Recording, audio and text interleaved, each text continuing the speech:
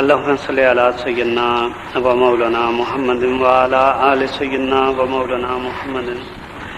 وصحاب سیدنا و مولانا محمد بعدد کل ذرۃ مئات الف الف مرۃ مبارک وسلم۔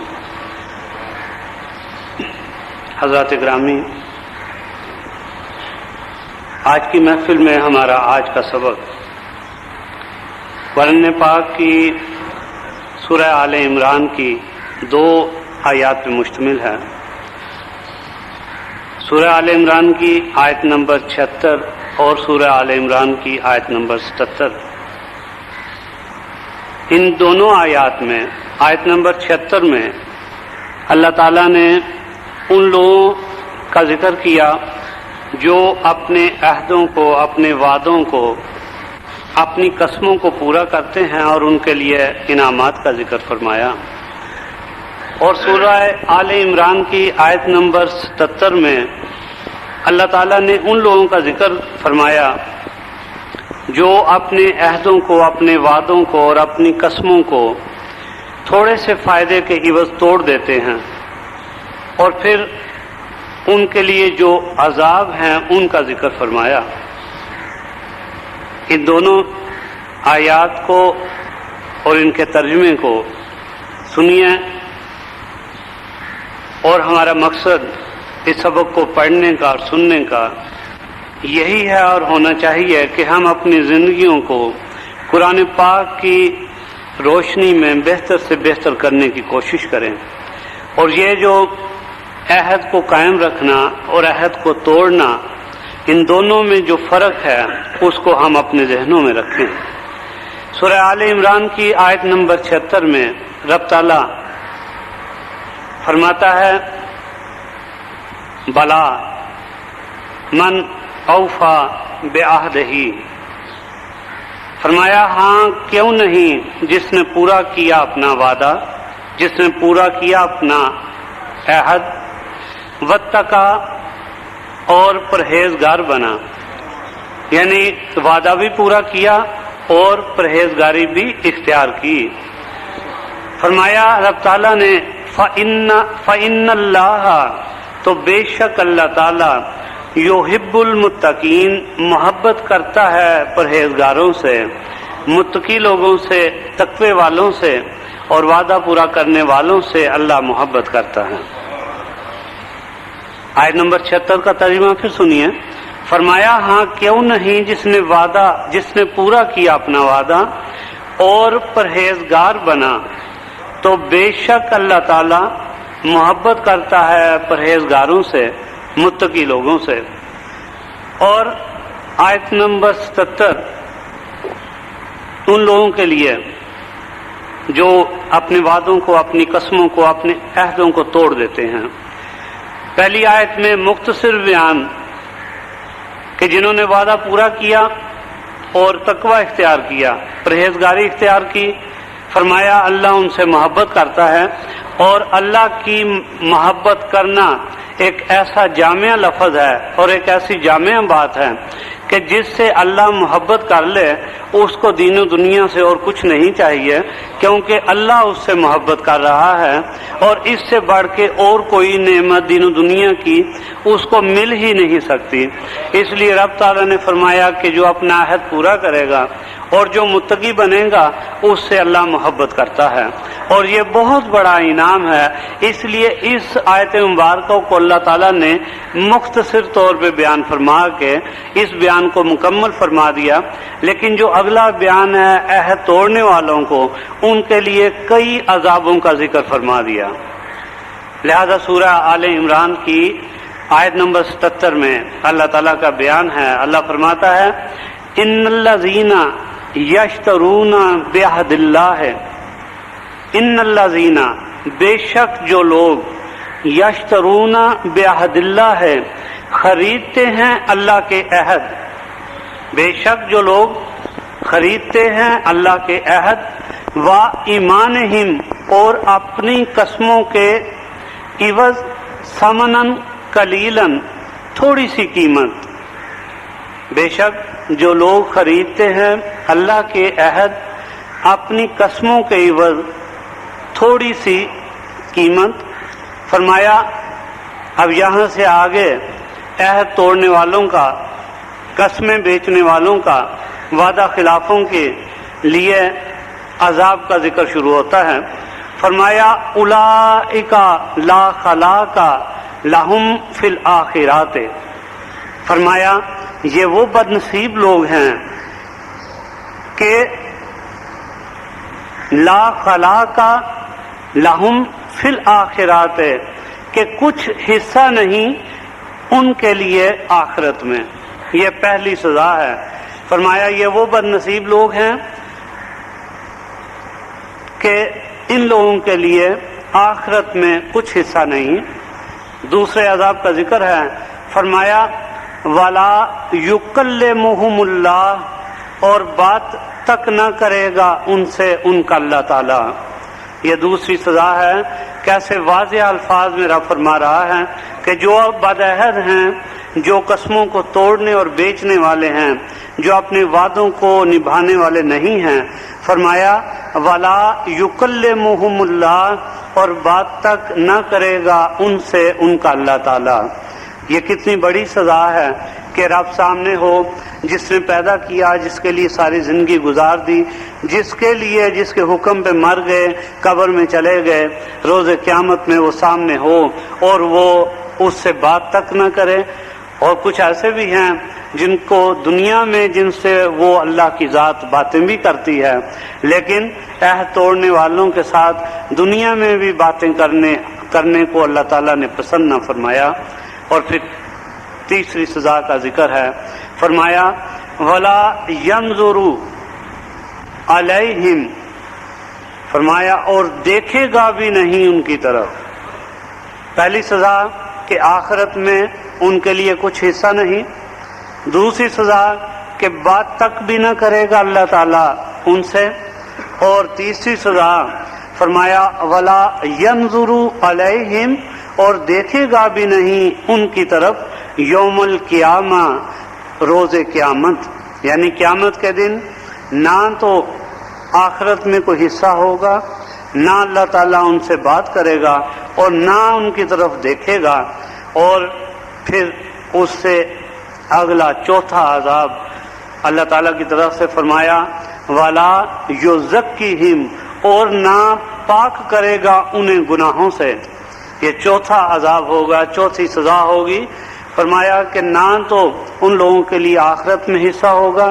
نہ اللہ تعالیٰ ان سے بات تک کرے گا، نہ اللہ تعالیٰ ان کی طرف نظر عنایت سے، نظر کرم سے دیکھے گا قیامت کے روز۔ اور فرمایا چوتھا عذاب وَلَا يُزَكِّيهِمْ، اور نہ پاک کرے گا اللہ تعالیٰ انہیں گناہوں سے۔ اور پھر پانچواں عذاب جو شاید سب سے شدید تر ہوگا، فرمایا وَلَهُمْ عَذَابٌ عَلِيمٌ، اور ان کے لیے دردناک عذاب ہیں۔ یعنی اندازہ لگائیے کہ 5 عذاب اللہ تعالیٰ نے گنوا دیے صرف ان لوگوں کے لیے جو اپنے عہدوں کو توڑتے ہیں۔ اس کی تفسیر میں علماء کریم فرماتے ہیں کہ کبیرہ گناہوں کی فہرست بہت طویل ہے، لیکن ان میں سے عہد شکنی اور وعدہ خلافی پر جو سزا مقرر کی گئی ہے وہ شاید کسی دوسرے گناہ کے لیے تجویز نہیں کی گئی۔ عہد شکن کے لیے، قسم توڑنے والے کے لیے 5 سزاؤں کا بیان اور ذکر کیا گیا۔ پہلی وہ سزا کہ آخرت میں وہ نعمتوں سے یکسر محروم کر دیا جائے گا۔ دوسری سزا کہ رحمان و رحیم رب اس سے بات تک نہ فرمائے گا۔ تیسری سزا کہ جو عہد شکن ہوگا وہ اللہ کریم کے نظر و لطف و رحمت سے بھی محروم رہے گا۔ اور چوتھی سزا کہ بعد عہد کو اور قسم توڑنے والے کو گناہوں کی آلائشوں سے بھی پاک نہ کیا جائے گا۔ اور پانچویں سزا کہ ایسے لوگوں کے لیے دردناک عذاب ہے۔ لیکن میں تو یہ کہتا ہوں اور سمجھتا ہوں کہ وہ دردناک عذاب کیا اس سے کم ہوگا کہ اللہ تعالیٰ ان کی طرف دیکھے گا ہی نہیں؟ کیا یہ عذاب کم ہوگا؟ اور کیا یہ عذاب کم ہوگا کہ اللہ تعالیٰ ان سے بات تک نہ کرے گا؟ اور کیا یہ عذاب کم ہوگا کہ गुनाहगार को गुनाहों से पाक ही ना किया जाएगा, क्योंकि और कोई ऐसी हस्ती और ज़ात है ही नहीं जो गुनाहगार को गुनाहों से पाक करें। तो मज़ीद ये कि ऐसे लोगों के लिए मज़ीद भी दर्दनाक अज़ाब होगा। इन 5 सज़ाओं को सामने रख कर एक लम्हे के लिए सोचा जाए तो कोई है ऐसा दिल गुर्दे वाला जो इन सज़ाओं में से किसी और एक को भी बर्दाश्त करने की ताकत रखता हो। कुरान का, अल्लाह ताला का कलाम मानने वाली कौम अगर इस पुरहैबत व पुरजलाल आयात के बाद भी अपने वादे की पासदारी और पाबंदी ना करेगी तो फिर वो कौम और उसके लोग कब पाबंदी करेंगे कि जब वो बदअहदी करते करते अपने मौला के सामने जा पहुंचेंगे, तब तो माफ़ी की गुंजाइश ही ज़ाहिर है कुछ नहीं नज़र आती। इस आयत मुबारका में 2 तरह के वादों का जिक्र किया गया। एक तो वो वादा जो बंदा अपने रब के साथ उसकी बंदगी और फर्माबरदारी के मुतल्लक करता है, यानी एक तो ये वादा है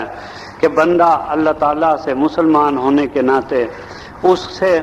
बंदगी का वादा करता है, उसकी इबादत का वादा करता है,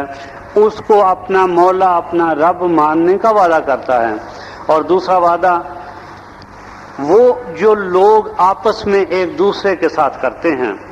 लेकिन मुफस्सिरीन किराम लिखते हैं कि इस आयत मुबारका में जिन 5 सज़ाओं का जिक्र किया गया वो दोनों तरह के वादा के खिलाफ वर्जियों पर मिल सकती हैं, यानी उन लोगों को भी जो अल्लाह ताला से किए गए वादों से मुनहरिफ हो जाएं, और उन लोगों को भी जो हुकूकुल इबाद में इंसानों के साथ एक दूसरे के साथ वादे और कस्में करके तोड़ दें। दोनों वादों की खिलाफी पे ये सजाएं या इनमें से कोई एक सजा भी मिल सकती है। लेकिन किसी ऐसे वादे या कसम को फौरन तोड़ लेना चाहिए जो किसी भी तरह के गुनाह के लिए उठाई गई हो। मसलन अगर किसी ने कोई कसम खाई कि मैं शराब पीऊंगा, तो उस पर लाजिम है कि वो ऐसी कसम को तोड़ डाले, फौरन तोड़ डाले और अपने अल्लाह से माफ़ी मांग ले, तो इस पर कोई बार और कोई बाज पुश्त उससे नहीं होगी। हज़रात मोहतरम, हम वापस इन्हीं आयात की तरफ आते हैं। एक मरतबा फिर ज़रा इन आयात के तर्जुमे को सुनिए कि पहली आयत में अल्लाह ताला ने फरमाया और यकीन दिला के फरमाया कि हाँ क्यों नहीं, यकीनन जिसने पूरा किया अपना वादा और परहेजगार बना तो बेशक अल्लाह ताला ऐसे लोगों से, मुत्तकी लोगों से मोहब्बत करने वाला है। और आयत नंबर 77 में फरमाया कि बेशक जो लोग खरीदते हैं अल्लाह के अहद और अपनी कसमों के इवज़ थोड़ी सी कीमत, अब थोड़ी सी कीमत अगर वो करोड़ों में भी है तो इन सजाओं को सामने रखते हुए वो वाकई ही बहुत थोड़ी है कि इसके उस कीमत के इवज़ जो सजाएं मिलेंगी उसका अंदाज़ा किया ही नहीं जा सकता। लेकिन रब फरमाता है कि उनके कसमों के तोड़ने के इवज़ में ये होगा। फरमाया कि ये वो बदनसीब लोग हैं कि कुछ हिस्सा नहीं उनके लिए आखिरत में, और बात तक न करेगा उनसे अल्लाह ताला, और देखेगा भी नहीं उनकी तरफ क़यामत के रोज़, और ना पाक करेगा इन्हें अपने उनके गुनाहों से, और उनके लिए दर्दनाक अज़ाब है। हज़रत ग्रामी, इन आयात की तरह नेकी परहेजगारी की तारीफ इससे पहले सूरह बकरा की आयत नंबर 177 में रब करीम ने इन अल्फाज में फरमाई कि नेकी बस यही नहीं कि नमाज में तुम फेर लो अपने रुख मशरक की तरफ और मगरब की तरफ, बल्कि नेकी का कमाल तो ये है कि कोई शख्स ईमान लाए अल्लाह पर और रोज़े क़यामत पर और फरिश्तों पर और किताब पर और सब नबियों पर, और इंसान दे अपना माल अल्लाह की मोहब्बत से रिश्तेदारों और यतीमों और मस्कीनों और मुसावरों और मांगने वालों को, और खर्च करे गुलाम आज़ाद करने में। और परहेजगारी ये है کہ صحیح صحیح نماز ادا کرے اور زکوٰۃ دیا کرے، اور جو پورا کرنے والے ہیں اپنے وعدوں کو جب کسی سے وعدہ کرتے ہیں، اور کمال نیک ہیں جو صبر کرتے ہیں مصیبت میں اور سختی میں اور جہاد کے وقت۔ یہ سب نشانیاں اللہ تعالیٰ نے بتائیں نیک لوگوں کی، پرہیزگار لوگوں کی۔ اور پھر فرمایا سورہ بقرہ کی اس آیت کے آخر میں فرمایا اولئک الذین صدقوا، یہی لوگ ہیں جو راست باز ہیں، جو سچے ہیں، جو صدق رکھنے والے ہیں۔ اور فرمایا وَأُولَئِكَ هُمُ الْمُتَّقُونَ، اور یہی لوگ حقیقت میں پرہیزگار ہیں، جنہوں نے کہ نیکی صرف نماز ہی نہیں پڑھی بلکہ وہ شخص جو ایمان لایا اللہ پر اور روز قیامت پر اور فرشتوں پر اور کتابوں پر اور سب نبیوں پر، اور اپنا مال دیا اللہ کی محبت کی وجہ سے رشتہ داروں اور یتیموں اور مسکینوں اور مسافروں اور مانگنے والوں کو، اور خرچ کرے غلام آزاد کرنے میں۔ اور پرہیزگاری یہ ہے کہ صحیح صحیح نماز ادا کرے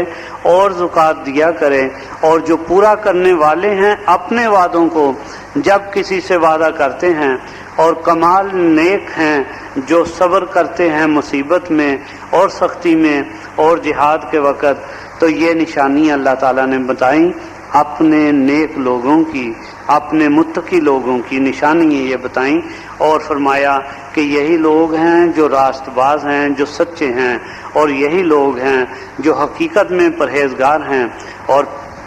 جیسا کہ میں نے پہلے فرمایا عرض کیا کہ اللہ تعالیٰ فرماتا ہے کہ جو پرہیزگار ہیں وہی تو ہیں جن سے اللہ محبت کرنے والا ہے۔ اور یہ محبت ہی کتنا بڑا انعام ہے متقی لوگوں کے لیے، پرہیزگار لوگوں کے لیے، کہ جس سے اللہ کی ذات محبت کرنے لگ جائے اس کو اور کس انعام کی ضرورت ہے۔ لہذا آئیے آج اس بات کا عہد بھی کریں کہ ہم اپنے عہدوں کو، اپنی قسموں کو، اپنے وعدوں کو سوچ سمجھ کے قائم کریں گے، اور جب قائم کر لیں گے تو اس کو نبھائیں گے، چاہے جان چلی جائے ان عہدوں سے پیچھے نہیں ہٹیں گے۔ اپنی قسموں کو دنیا کے تھوڑے سے مفاد کی خاطر، تھوڑے سے لالچ کی خاطر قسموں کو توڑیں گے نہیں۔ ہاں اگر کوئی قسم کسی برائی کی طرف لے جائے گی تو اس کو یقیناً فوری طور پہ توڑ ڈالیں گے، کیونکہ اسی میں اللہ کی رضا ہے۔ اور حضرات محترم، اگر ہم اپنی زندگیوں کو، اپنی نسبتوں کو دیکھیں تو ہمیں یاد آتا ہے کہ یہ بھی ایک وعدہ تھا جو ہم نے کبھی کیا تھا کسی کے ساتھ، یہ بھی ایک وعدہ تھا نسبت قائم کرتے وقت جب ہم نے کیا تھا کہ ہم اس نسبت کو نبھاتے رہیں گے۔ یہ بھی وعدہ تھا جب کیا تھا نسبت قائم کرتے وقت، بیعت ہوتے وقت، بت چاہتے وقت کہ ہم نماز قائم کریں گے، ہم سچائی پہ رہیں گے، ہم وعدہ خلافی نہیں کریں گے، ہم ماں باپ کی عزت کریں گے، ہم جھوٹ نہیں بولیں گے، ہم ایمانداری اختیار کریں گے، ہم حضور کے غلام بنیں گے، حضور کی سنت کو اختیار کریں گے۔ اور ہم نے کسی وقت یہ بھی وعدہ کیا تھا حضور کی ذات کو، اللہ کی ذات کو حاضر ناظر جان کر کہ ہم اپنے بزرگان کے بتائے ہوئے اقوال پہ عمل کریں گے۔ حضرات محترم، آج بھی ہمیں وہ وعدے یاد کر لینے چاہیے، اور ان میں سے اگر کوئی وعدہ بے خیالی میں ٹوٹتا ہے تو ابھی وقت ہے کہ ہمیں اس کی معافی مل سکتی ہے، لیکن کل کو جب ہم اللہ کے حضور پیش ہو جائیں گے تو پھر وعدہ خلافی کی سزائیں آپ نے سن لی۔ اللہ تعالیٰ سے ہر وقت اس بات کی دعا کیا کیجیے کہ اللہ تعالیٰ ہمیں جو وعدے ہم نے کیے اور جو وعدے ہم سے لیے گئے، اللہ تعالیٰ ہمیں پورا کرنے کی توفیق عطا فرمائے۔ اور انہی وعدوں کے تحت ایک وعدہ یہ بھی تھا کہ یا رب جب بھی تیرے دین کی خاطر، تیرے نبی کی اطاعت کی خاطر، تیرے نبی کی پہچان کی خاطر، تیرے نبی کے احسان کی خاطر، تیرے نبی کے فرمان کی خاطر، اور تیرے نبی کے یقین اور ایمان کی خاطر، اور تیرے نبی سے پیار کی خاطر جب بھی ہمیں آواز دی گئی ہم اپنی جانیں دینے سے بھی پرہیز نہیں کریں گے۔ اور ایک وعدہ یہ بھی کیا تھا کہ جب بھی ہمیں ہمارے مرکز نے بلایا تو تو ہم تب بھی اس سے پیچھے نہیں ہٹیں گے. لہذا ان وعدوں کو سامنے رکھیے. اور ایک وعدے کو پورا کرنے کا وقت 7 اور 8 مئی کو حضرت قبلہ رحمۃ اللہ علیہ کی عرس کا بھی ہے، اس کو بھی سامنے رکھیے. اور میں ایک دفعہ پھر تمام سہروردی دوستوں سے، خاص طور پہ لاہور کے تمام سہروردی احباب سے، چاہے وہ سہروردی سلسلے میں کسی بھی ہستی اور ذات کی وجہ سے شامل ہوئے، قطع نظر اس بات کے کہ وہ سہروردی کسی بھی خلیفہ کے ہاتھ پہ بیعت ہو کے ہوئے، ہمیں خوشی ہوگی کہ ہم چاہیں گے ہر سہروردی جو سہروردی ہے وہ حضرت قبلہ کے عرس میں ضرور شامل ہو اور پوری محافل کو اپنی موجودگی سے رونق بخشیں اور پوری محافل سے اپنا سہروردی سلسلے کا حصہ اکٹھا کریں. 7 اور 8 مئی کو انشاءاللہ ہم اپنے اس مرکز پہ اپنی پورے جذبات کے ساتھ، پورے یقین کے ساتھ، پوری تیاری کے ساتھ شامل ہوں گے، اور اس یقین کے ساتھ کہ ہم نے ہمیشہ کی طرح باکمال نظم و ضبط کا اظہار کرنا ہے، اور ہم نے یہ ثابت کرنا ہے کہ ہم جس مرد قلندر کے دامن کے ساتھ بندھے ہیں اس مرد قلندر کی تربیت کا کیا اثر ہماری ذاتوں پہ، ہماری زندگیوں پہ ہے. ہم نے لوگوں کو بتانا ہے کہ آؤ ہم تمہیں دکھائیں کہ تصوف اور فقیری کیا ہے اور زندگی گزارنے کا طریقہ سنت کیا ہے. یہاں پہ اکٹھے ہونے کا مقصد یہی ہے، اور لاہور کے تمام ساتھیوں کو لازم ہے کہ وہ اپنی حاضری کو یقینی بنائیں، اور جو مہمان ہمارے لاہور سے باہر سے آئیں ان کی خدمت میں اور ان کے ہر طرح کی آسانی میں ہم کوئی بھی کسر جو ہے وہ نہیں چھوڑیں گے. اللہ تعالی ہم سب کو اس کی توفیق عطا فرمائے. اور حضرات گرامی، میں آخر میں حضرت قبلہ رحمۃ اللہ علیہ کے سامنے یقین سے کا اظہار کرتا چلوں کہ ہمیشہ سلسلہ سہروردیہ کے تمام دوستوں نے اور خصوصاً لاہور کے میرے تمام ساتھیوں نے ہمیشہ محافل ہوں یا کوئی مجلس ہو یا کوئی بھی اجتماع ہمارا ہو، اس میں ہمیشہ انہوں نے دل جمی سے اور پورے ساتھ اور پورے توجہ کے ساتھ میرا ساتھ دیا. اور مجھے یہ یقین ہے کہ اللہ تعالی ہماری اس سنگت کو، ہماری اس تربیت کو مزید اس میں برکت عطا فرمائے گا اور اس کو قائم و دائم رکھے گا. اور جو ساتھی پچھلے تقریباً 1 مہینے سے عرس کی تیاریوں میں میرے ساتھ ہیں، لاہور کے ساتھی، اللہ تعالیٰ سے میں شب و روز ان تمام دوستوں کے لیے دعا گو ہوں. اللہ تعالیٰ ان سب کو بے حساب خیر و برکت عطا فرمائے. بہرحال میں آپ سب سے ایک دفعہ یہ گزارش کروں گا کہ آپ سب ساتھی 2 دن کی ان تمام محافل کو خوبصورت بنانے کی صحیح کریں، اور اس تمام محافل میں 7 اور 8 مئی کی عرس کی محافل میں کمال صبر اور تحمل کا مظاہرہ لاہور کے دوستوں کے لیے اور ہر سہروردی بھائی کے لیے آپس میں نظر آنا چاہیے. اللہ تعالیٰ آپ سب کو برکت عطا فرمائے اور عہد کو پورا کرنے کی، قسموں کو پورا کرنے کی بھی توفیق عطا فرمائے. آخری نعت فرزند علی صاحب سے سنیں گے اور پھر سلام. اللہم صلی علی سیدنا و مولانا محمد وعلی آل سیدنا و مولانا محمد وصحاب سیدنا و مولانا محمد بعدد کل ذرۃ مئات الف مرۃ وبارک وسلم. حضرات گرامی، آج کی محفل میں ہم قرآن پاک کی جن آیات کو سنیں گے اور اس کے متعلق پڑھیں گے، ان آیات کا تعلق بھی سورہ آل عمران اور آیت نمبر 102 اور آیت نمبر 103 کا پہلا حصہ ہے. حضرات گرامی، میں اکثر یہ بات عرض کرتا ہوں کہ قرآن پاک جو کہ اللہ تعالیٰ کا حضور کے لیے ایک ایسا معجزہ اور ایک ایسا اعجاز ہے جو قیامت تک حضور علیہ السلام کی ذات سے منسلک ہے اور منسلک رہے گا. اور قرآن پاک کو پڑھنے والے، قرآن پاک کو سمجھنے والے اور عمل کرنے والے بھی اس اعجاز میں، اس معجزے میں اس طریقے سے شامل ہوں گے کہ قرآن پاک کی آیات کی برکات کا نزول ان پہ ہوگا۔ اس لیے میں اکثر یہ عرض کرتا ہوں کہ ہماری زندگیوں میں اگر کسی چیز کی کمی ہے بسم اللہ، تو وہ قرآن پاک کی تعلیم کی اور قرآن پاک کی آیات کی قرأت کی کمی ہے۔ اگر کبھی ہم اس اعلیٰ ترین اور عظیم ترین کتاب کو اپنی زندگیوں کا حصہ بنا لیں تو یقیناً ہماری زندگیوں میں وہ رعنائی اور وہ خوبصورتی آ جائے، وہ سکون مل جائے جس کا ہر بندہ تمنا کرتا ہے۔ بہرحال آیت نمبر 102 میں، سورہ آل عمران کی آیت نمبر 102 میں اللہ تعالیٰ کا فرمان ہے،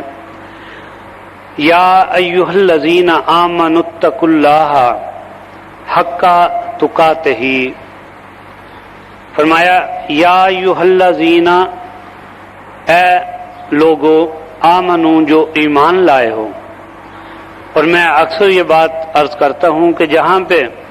اللہ تعالیٰ نے اپنی خاص عنایات کا ذکر کرنا ہوتا ہے یا خاص عنایات کا نزول کرنا ہوتا ہے، وہاں اللہ تعالیٰ مومنوں کو مخاطب کرتا ہے، عوام الناس کو یا مسلمانوں کو مخاطب نہیں کرتا۔ یہاں پہ بھی خطاب مومنین سے کیا جا رہا ہے کہ یا ایھا الذین آمنو، اے ایمان والو، آمنوا اتقوا اللہ، اللہ سے ڈرو، حق تقاتہ، جیسے اس سے ڈرنے کا حق ہے۔ اے ایمان والو، ڈرو اللہ سے جیسے حق ہے اس سے ڈرنے کا۔ اور پھر اسی آیت کے دوسرے حصے میں فرمایا، وَلَا تَمُوتُنَّ إِلَّا وَأَنْتُمْ مُسْلِمُونَ، اور خبردار نہ مرنا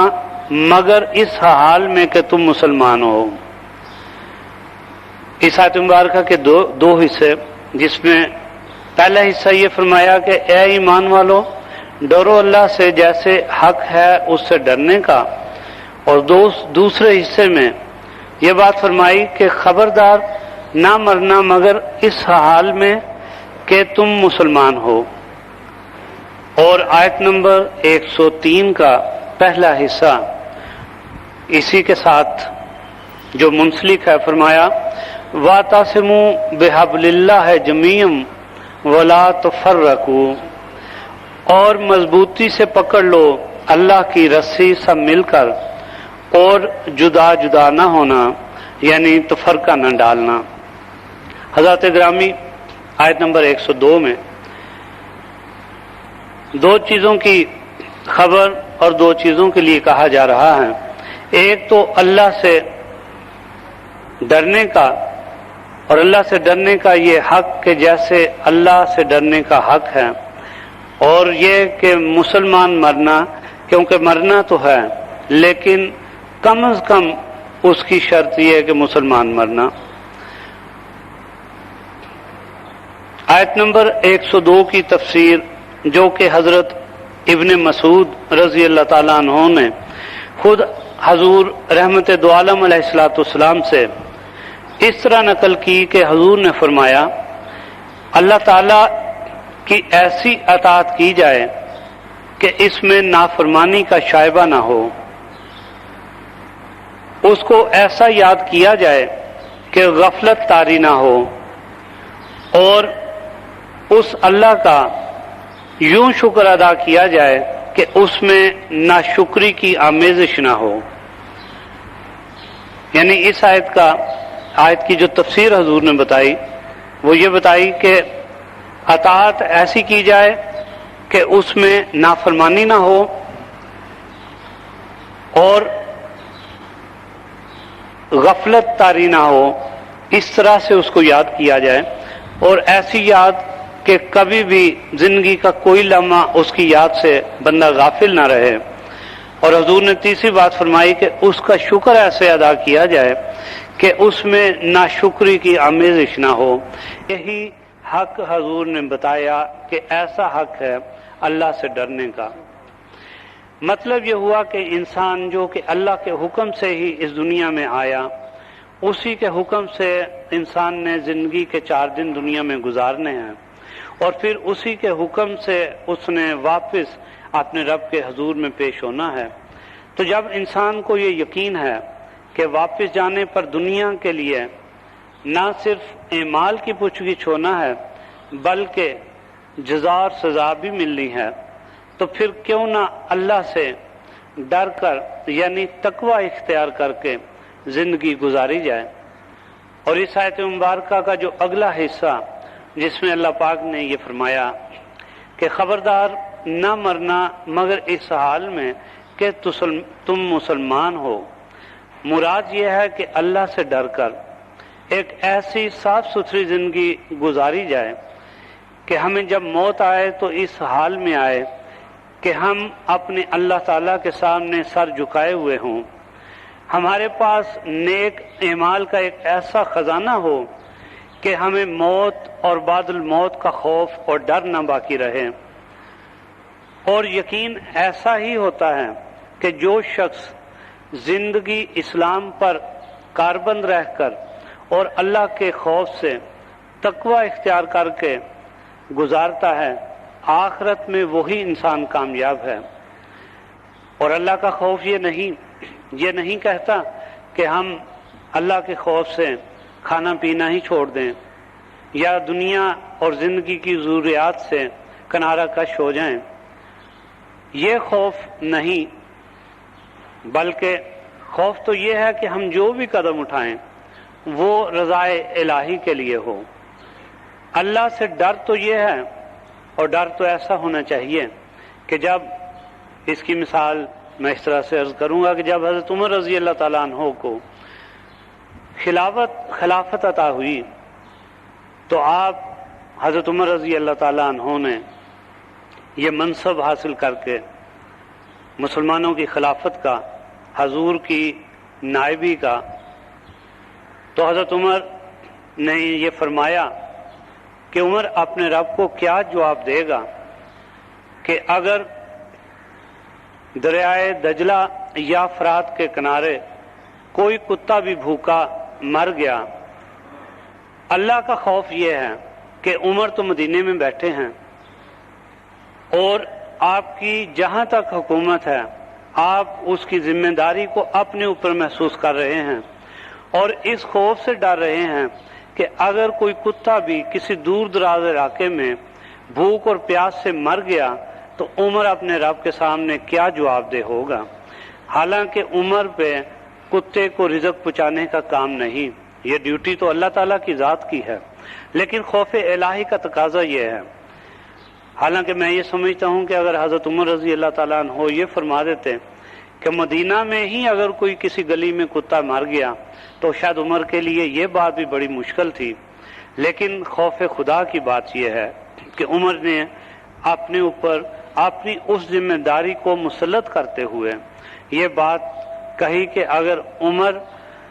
اس حالت میں اللہ کے حضور چلا گیا اور اس کی خلافت میں کہیں دور دراز علاقے میں اس کی کوئی مخلوق چاہے وہ جانور ہی کیوں نہ ہو بھوکی اور پیاسی مر گئی تو اللہ کے سامنے کیا جواب دے گا۔ یہ خوف الہی ہے جس پہ انسان کاربند ہو کے کامیابی حاصل کر سکتا ہے۔ اللہ کا خوف تو یہ ہے کہ یہ یقین رکھا جائے کہ اللہ ہمارے ہر کام کو دیکھ رہا ہے، تو پھر ہم سے یقیناً برائی سرزد نہ ہوگی۔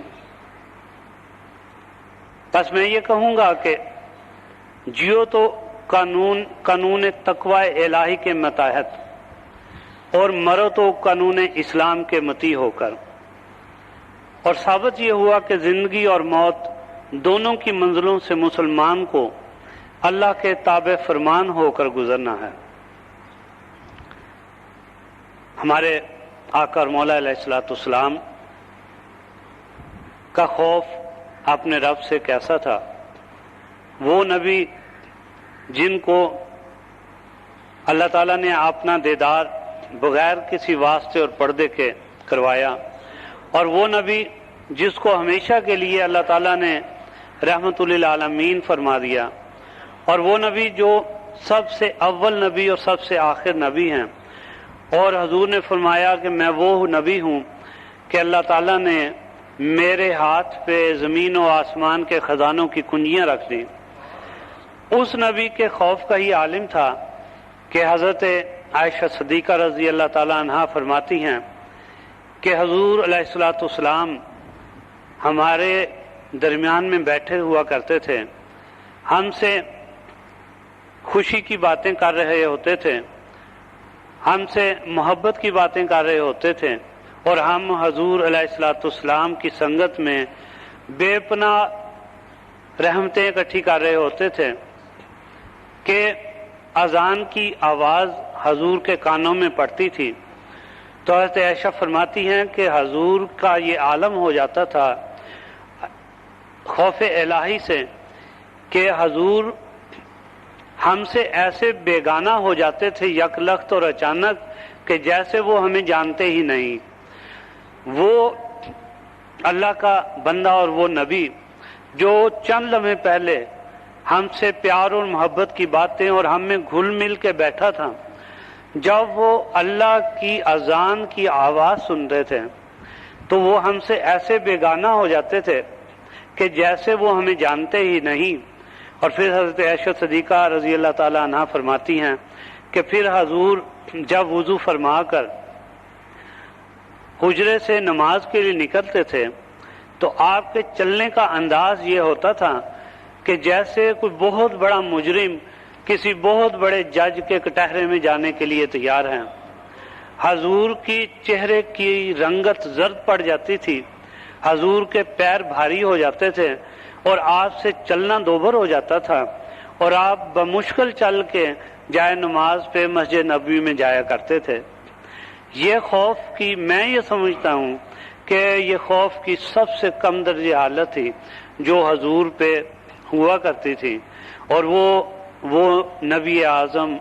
وہ نبی اول و آخر، ان کی یہ حالت تھی جن کے لیے یہ کائنات ترتیب دی گئی اور جن کو ہر طرح سے معافی نامہ مل چکا تھا، بلکہ صرف حضور کو ہی نہیں، حضور کے وسیلے سے لاکھوں کروڑوں آپ کے غلاموں کو بھی معافی نامہ مل چکا تھا، لیکن اس نبی کی یہ حالت تھی اللہ ہی خوف کی وجہ سے۔ ویسا خوف، حضور کی سنت کا ویسا انداز جب ہم میں آ جائے گا تو یقیناً ہم اللہ تعالیٰ کے خوف کے اس کیٹیگری میں شامل ہو جائیں گے، ہم اس رحمتوں میں شامل ہو جائیں گے، اور پھر جو رب نے فرمایا کہ جب وہ خوف میں زندگی گزرے گی تو یقیناً ہمارا یہ یقین ہوگا کہ ہم مسلمان مریں گے، ہم کم از کم اسلام کے بغیر نہیں مریں گے۔ چاہیے تو یہ کہ ہم ایمان کے ساتھ مریں، چاہیے تو یہ کہ ہم ایمان کے ساتھ مریں، لیکن مرنے میں کم از کم جو منزل ہے وہ اسلام کی ہے، مسلمان ہونے کی ہے۔ اور حضرات محترم،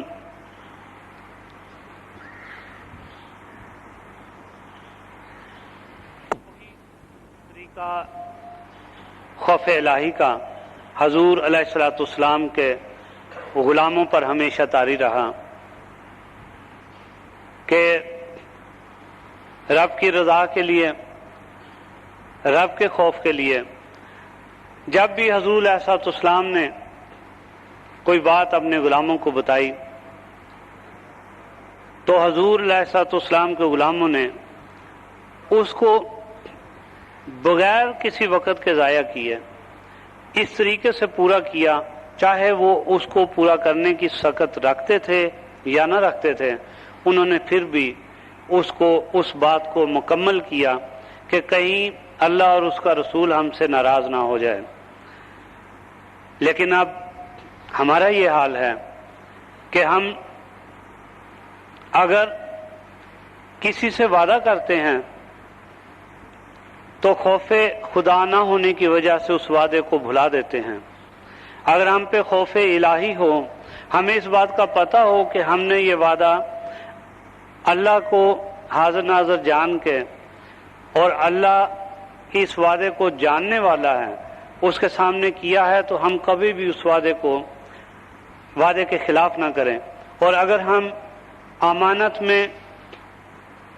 बेईमानी करें तो हम तब भी खौफ इलाही से निकल जाते हैं। हम पे इलाही का खौफ अगर होगा, अपने रब का डर होगा, तो हम किसी अमानत में बददियानती का सोच भी नहीं सकते। अगर हम अपने सच में झूठ शामिल करेंगे तो तब भी हम खौफ इलाही से दूर होंगे। अगर अपने रब के खौफ को हम सामने रखेंगे तो कभी भी अपनी सच्चाई में झूठ को शामिल नहीं करेंगे, इसलिए कि हमारा अल्लाह जो हमारी शारक से भी ज़्यादा करीब है, वो हमारी हर बात को देखने वाला है। जब ये यकीन होगा कि हमारा रब हमारे हर हरकत से वाकिफ़ है और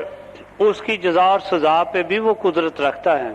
तो यकीनन हम कभी बुराई की तरफ राग़िब नहीं होंगे। लेकिन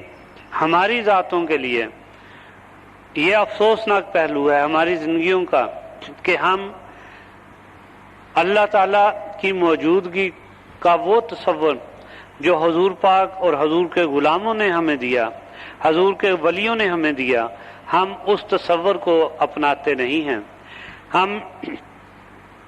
अल्लाह ताला की माफ़ी को सामने रखते हुए हर वो गुनाह कर जाते हैं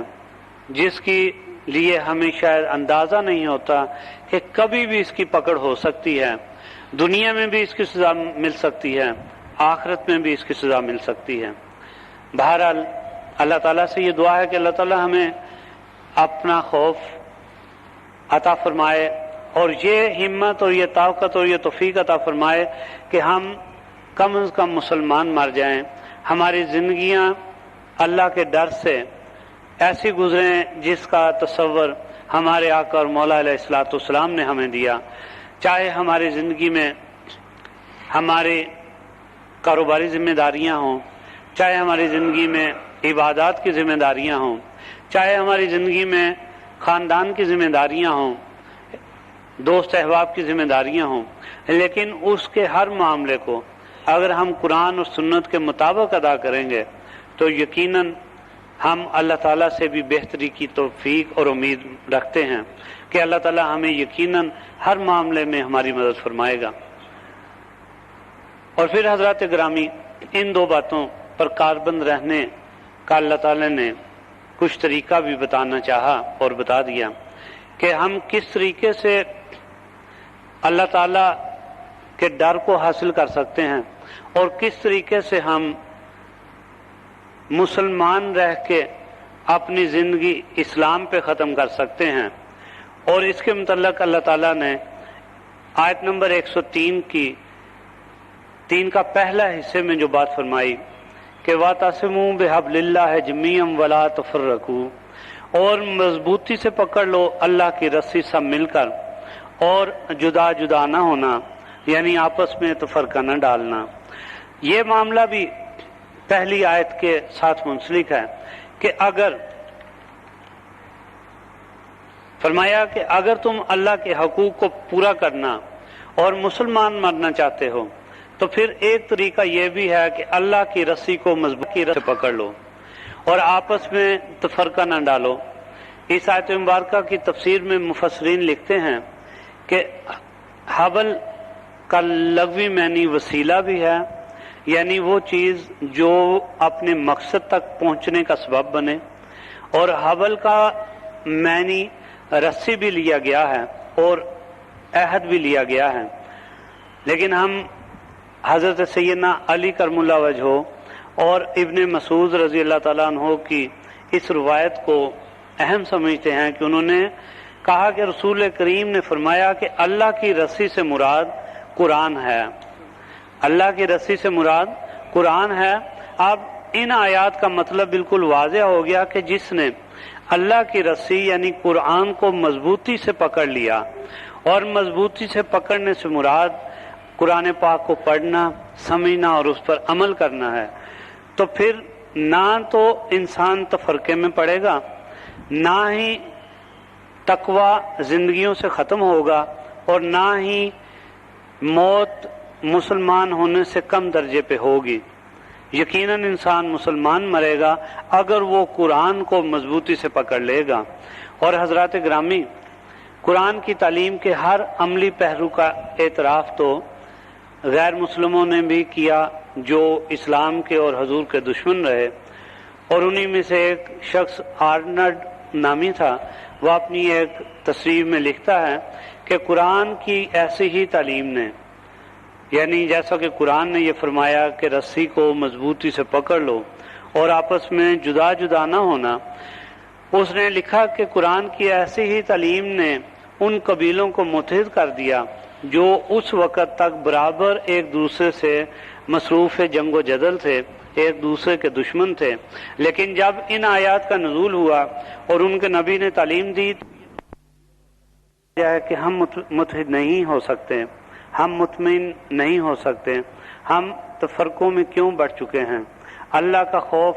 کسی بھی معاملے میں ہم سے کیوں ختم ہو گیا، اور ہم اس اسلام اور ایمان سے کیوں عاری ہو گئے؟ وجہ ایک ہی ہے، اور صرف ایک ہی وجہ کہ اللہ کے اس حکم کو ہم بھلا چکے کہ قرآن کو، اللہ کی رسی کو مضبوطی سے پکڑ لو۔ قرآن پر عمل تو درکنار رہا، قرآن کی تلاوت سے ہم منہ موڑ چکے، ہمارے چہرے اور ہمارے دل کے رخ جو ہیں وہ عریانیت کی طرف، دنیاوی معاملات میں اس قدر محو ہو گئے کہ ہم نے اللہ سے ڈرنے کا طریقہ بھی بھلا دیا اور اسلام کی باتوں کو بھی بھلا دیا۔ ہم اللہ تعالیٰ کے معاملات میں، اللہ تعالیٰ کے حقوق و فرائض میں اس طریقے سے پیچھے ہٹ گئے کہ ہمارے ذاتی مفادات اللہ تعالیٰ کے حقوق و فرائض پہ زیادہ حاوی ہو گئے۔ ورنہ یقین مانیے اللہ تعالیٰ کو حق تو یہ بھی ہے کہ ہمارے نبی علیہ الصلوۃ والسلام نے یہ بات فرمائی کہ اگر تم نے اپنی جائز روزی میں سے روزی کمائی، حلال کی روزی کمائی، اور اس روزی میں سے جب تم نے اپنے خاندان والوں کو، اپنی اولاد کو، اپنے ماں باپ کو اس میں سے رزق کھلایا، اور جب تم نے یہ نیت کر لی کہ اے مولا تو نے ہی یہ رزق عطا کیا اور میں تیری ہی رضا اور تیری ہی ذمہ داری کو پورا کرتے ہوئے اپنے بچوں کو، اپنے والدین کو، اپنے بہن بھائیوں کو یہ رزق کھلا رہا ہوں، تو حضور نے فرمایا کہ اس وقت اس بندے کے لیے اس کی وہ بات اور وہ رزق جو وہ دوسروں کو کھلاتا ہے اس کے لیے وہ صدقہ جاریہ بن جاتا ہے۔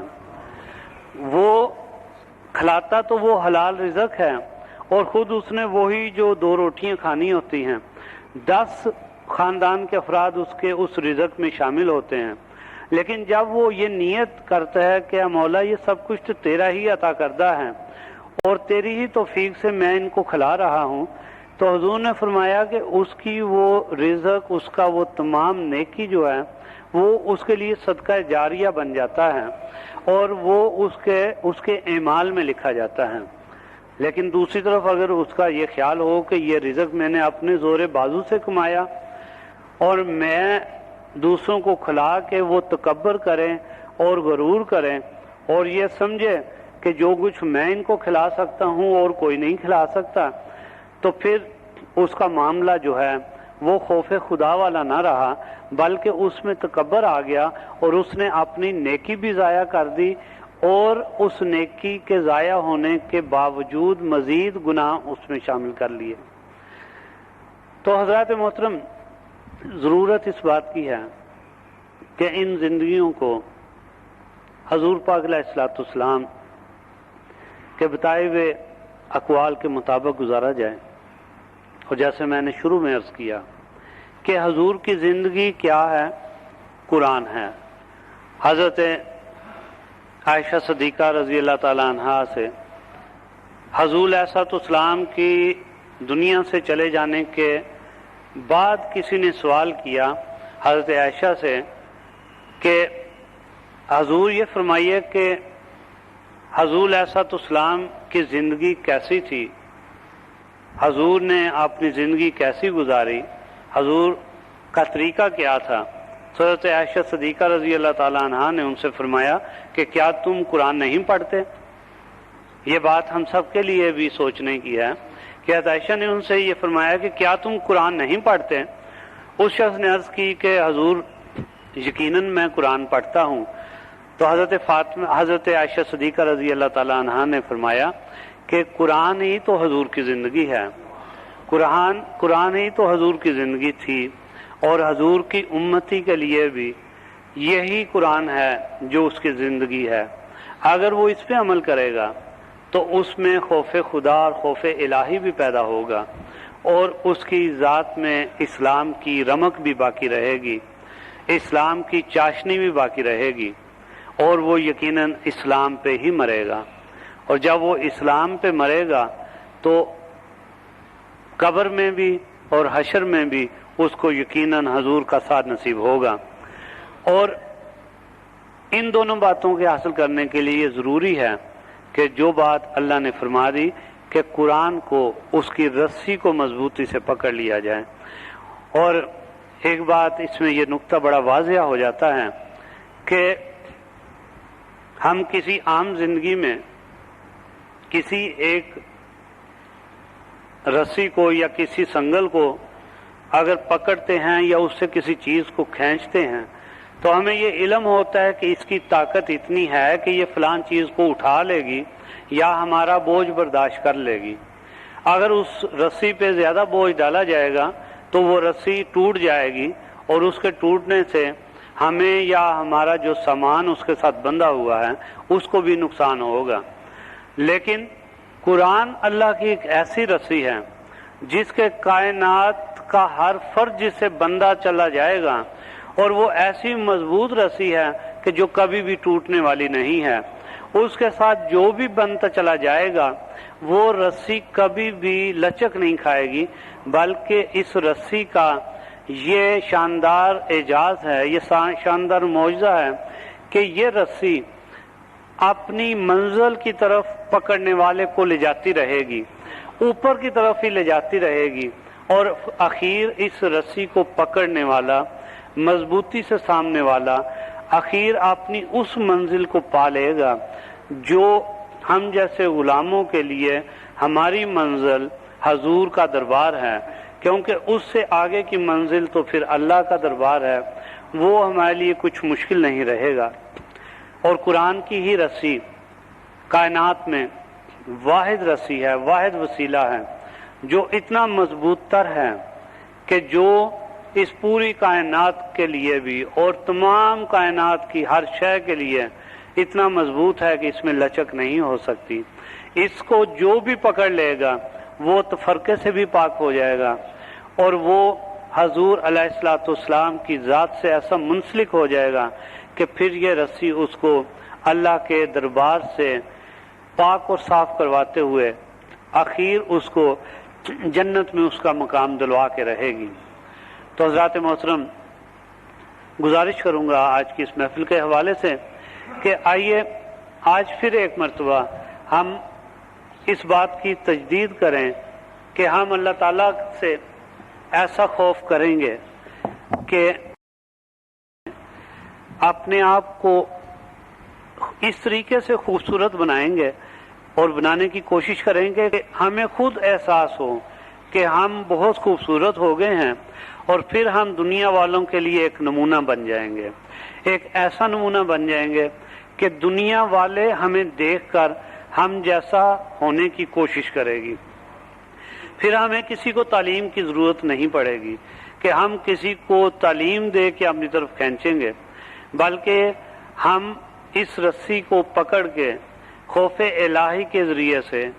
اللہ تعالیٰ کے احکامات پہ عمل کر کے حضور علیہ الصلوۃ والسلام کے خلق عظیم میں سے ایک ایسا نمونہ بن جائیں گے کہ لوگ ہمیں دیکھ کر سبحان اللہ کہیں گے اور ہماری طرف کھنچتے چلے آئیں گے، اور پھر وہ ہم جیسا ہونے کی کوشش کریں گے، اور یہی ہمارے سلسلہ سہروردیہ کا طرہ امتیاز ہے، یہی ہمارے سلسلہ سہروردیہ کی خصوصیت ہے کہ ہمیں یہ سلسلہ اپنے اندر ایسا جذب کر لیتا ہے کہ ہم اس میں جذب ہو کے پھر ہم نہیں رہتے، بلکہ سلسلے کا رنگ ہم پہ چڑھ جاتا ہے۔